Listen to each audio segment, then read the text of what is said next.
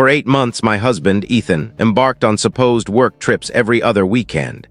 His explanations were consistent. Client meetings in San Francisco, a summit in Chicago, or a professional workshop in Austin. He'd pack his sleek briefcase, plant a gentle kiss on my temple, and assure me he'd call once he arrived. Those calls always came, right on cue. I'd hear the ambient sounds of bustling hotel lobbies or faint chatter about sales projections in the background. He'd send snapshots of generic meeting rooms or uninspiring hotel breakfast spreads. Everything appeared legitimate. Ethan's role in medical device sales demanded travel, with his firm holding contracts across multiple states. Weekend commitments weren't uncommon in his field, and he always returned with the expected corporate swag: branded notepads, logoed shirts, or stacks of business cards from new contacts. The first hint of trouble surfaced when I planned a surprise for our 3rd anniversary. Ethan was supposedly in San Francisco for a 2-day client pitch. I wanted to drive up, reserve a table at a fancy restaurant, and turn his work trip into a romantic getaway. Lately, Ethan had seemed detached, not unkind, just distracted, constantly glued to his phone, citing work pressures. A surprise seemed like the perfect way to rekindle our connection. I called the hotel to confirm his room for a flower delivery. "I'm sorry, we have no guest under that name," the clerk said after double-checking. My heart sank, perhaps a last-minute hotel switch. Ethan was picky about where he stayed, favoring specific chains or room types.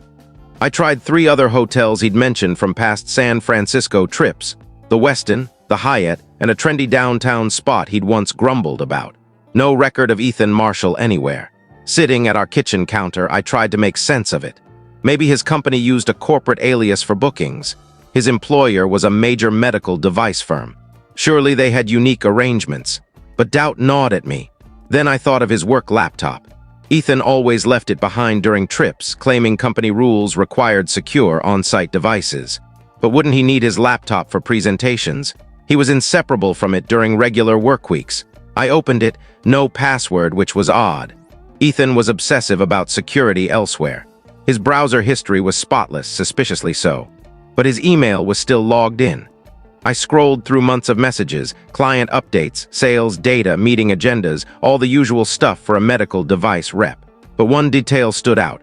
Every trip coincided with days he'd called in sick. 8 months of weekend excursions, San Francisco summits, Chicago workshops, all lies. He'd email his boss Friday, citing flu or exhaustion, then text me from a hotel that evening. My hands trembled as I printed everything: email timestamps, sick leave requests, calendar notes. The pattern was clear. Ethan had fabricated every trip. I spread the documents across our dining table, the same table where he'd once shown me glossy conference flyers, promising they'd boost his career. If he wasn't traveling for work, where was he? And with whom? I checked his credit card statements, something I'd never done because I trusted him implicitly. We shared a joint account for household expenses, but Ethan kept separate cards for work and personal use, saying it simplified expense tracking. Posing as his spouse, I accessed his transactions with our address and his social security number. The findings were devastating. Gas station charges along Interstate 5, heading south to Los Angeles, not north to San Francisco or Chicago. Hotel bookings in Santa Barbara across multiple weekends. Dinner receipts for 2 at upscale restaurants, names like Ocean Breeze and Starlit Bistro. Wine tour in Temecula, couples spa treatments. Jewelry purchases from high-end stores like Zales and a local artisan jeweler. I'd never received any jewelry from his trips. Ethan had grown less romantic, offering no flowers or surprise dates, blaming work stress. Now I saw he was saving his affection for someone else. The next day, I took a sick day from my teaching job and visited Ethan's coworker, Jake, who I'd always clicked with at company events. "Hey, good to see you," Jake said, accepting the coffee and bagels I brought. "Ethan's not here. He's been taking tons of personal days." "Personal days?" I asked, handing him a bagel. "Yeah, every other weekend. Guy's got some side gig, we think," Jake said, grinning. "Some of us figure he's job hunting elsewhere. Management's starting to notice." I kept my composure, chatting about office rumors and holiday plans, but inside I was reeling. Ethan told his colleagues he was taking personal time while telling me he was at mandatory work events. "Speaking of Ethan," Jake added, "he's been in a great mood lately. Comes back from these weekends all energized, like he's found the secret to life." That hit hard. Ethan was happy not from work, but from whatever he was doing on these fake trips. Back home, I dug deeper, searching Ethan's dresser, closet, and coat pockets. In his underwear drawer, I found receipts for lingerie, sizes too small for me. I'm a medium, these were extra small. Perfume receipts for brands I was allergic to, which Ethan knew. Then, in a dusty shoebox under some old sneakers, I found a burner phone. The contact was labeled S. The texts revealed everything. S, dying to see you this weekend. I miss you so much it hurts, Ethan wrote. Same, love. Told Sarah I'm at a San Francisco summit again, S replied. How long do we keep this up? I hate lying to her, S wrote. Soon, darling. Just need the right moment, Ethan responded. I scrolled through months of messages, pet names, plans for romantic escapes to places I'd dreamed of visiting, intimate photos with a woman I didn't know. The worst were the recent texts. Talk to the lawyer. If I file first citing irreconcilable differences, I can shield my assets. Sarah won't suspect a thing. S asked. Is she reckless with money? Ethan replied. She will be after I make some moves. I screenshotted everything. Ethan wasn't just cheating. He was plotting to ruin me financially, using fake trips to build a case that he deserved our assets. He discouraged my master's degree, which would have boosted my salary, and insisted major purchases be in his name for tax reasons. I'd been deceived, methodically and cruelly. But Ethan underestimated me. I took personal days and met with a divorce lawyer, Corinne Walsh, who specialized in cases involving hidden assets and fraud. Document everything, Corinne advised, reviewing my evidence. Bank records, credit card statements, texts. Don't let him know you're on to him. Men like Ethan bank on catching you off guard. Corinne outlined Ethan's likely plan. File for divorce, claim I was financially dependent, and use his work travel to justify keeping our home and savings. But his digital trail, texts, receipts, sick leave records would undermine him in court. I acted swiftly. I opened a private bank account and transferred half our joint savings, my legal right as his spouse. I hired a private investigator, Michael Reed, to track Ethan's next trip. I copied his laptop files and photographed his home office documents. I journaled his behavior changes over the past year. Ethan packed for another Chicago workshop that Friday, in high spirits, even bringing me tea in bed.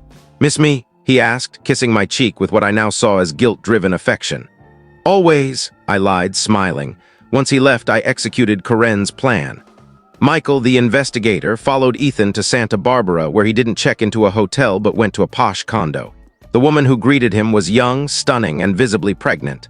Michael's photos showed Ethan embracing her, hands on her swollen belly like a couple posing for a maternity shoot. I felt sick. Ethan wasn't just cheating. He was starting a family.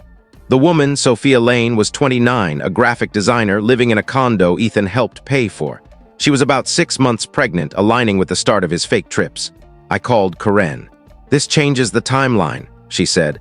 File now before the baby's born or Ethan might use paternity to dodge financial obligations. We met the next morning. I endured the weekend, responding to Ethan's fake Chicago texts, photos of conference rooms, complaints about hotel Wi-Fi, knowing he was with Sophia, probably picking out baby clothes. Sunday night, Ethan returned, spinning tailies about his workshop. How was your weekend, honey? He asked, hugging me as I hid my disgust. Busy, I said. Learned a lot. Monday, I filed for divorce, citing adultery, fraud, and emotional distress with motions to freeze our joint accounts and assets.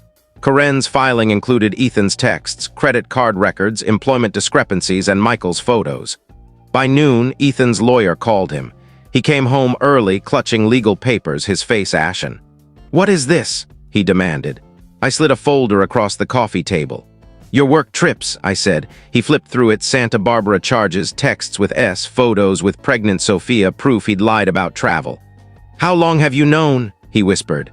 Since our anniversary, when I tried to surprise you in San Francisco. Ethan tried to explain. Her name's Sophia. I met her at a real conference last winter. I don't care about her name, I cut in. I care that you've been living a double life planning to ruin me. He saw the texts about his legal strategy and paled. That wasn't, I was just protecting myself. I showed him more evidence. Falsifying work travel is fraud. Your company's HR was very interested in your real expenses and Michael's photos. Ethan's job was at risk. You went to my work, hired an investigator. I contacted everyone who needed the truth, your boss, HR, our bank, and Corinne Walsh specializes in cases like yours. Ethan switched tactics, pleading. I messed up, Sarah. I'll end it with Sophia. We can fix this. What about the baby? I asked. He faltered. That's complicated. No, it's simple. You're having a child with her while plotting to leave me with nothing. The divorce took 8 months. Ethan lost his job after HR investigated his fraudulent expense claims. The IRS probed his tax deductions for affair-related costs.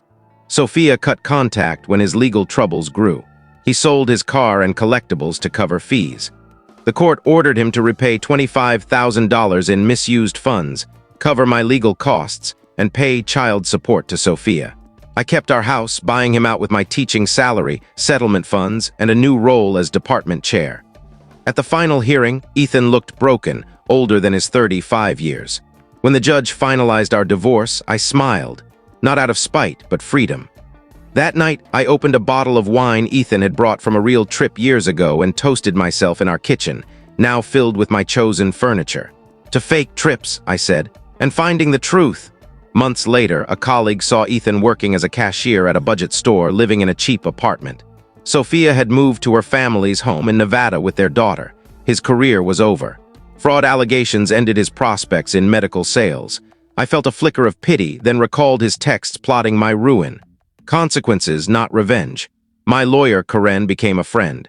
She explained Ethan's deception likely predated Sophia, starting with small lies that grew bolder. Therapy with Dr. Lisa Carter helped me see his betrayal wasn't my fault. Trusting him was normal. His manipulation was not. 2 years post-divorce, I met David, a single dad whose son, Liam, struggled with reading. Our tutoring sessions became coffee dates, then weekend outings. David, a tech consultant, is honest about his schedule, sharing hotel bookings and video calling from his room. He sends receipts and conference agendas without prompting, understanding trust must be earned after Ethan's lies. Last month, during a week-long trip to Denver, David sent daily updates. His hotel, presentations, even a funny slide deck. "Miss you," he said on our last call, his laptop open to work files. "Miss you too," I replied, meaning it. "Do you ever think about Ethan?" he asked. "Not much," I said. "I'm just glad I learned the truth when I did." David smiled. "I'm glad too, otherwise Liam might have failed reading and I'd never have met you." We laughed. Ethan's betrayal led me to a better life. I'm open to marriage again, with someone honest whose trips are really for work. My home, once a place of lies, is now filled with David's coffee cup, Liam's homework, and photos from our hikes. I sleep soundly, knowing everyone in my life is where they say they are. I sometimes pass the store where Ethan works. He's thinner, older, in a cashier's vest. I don't stop or feel anger, just gratitude that his lies led me to a life built on truth.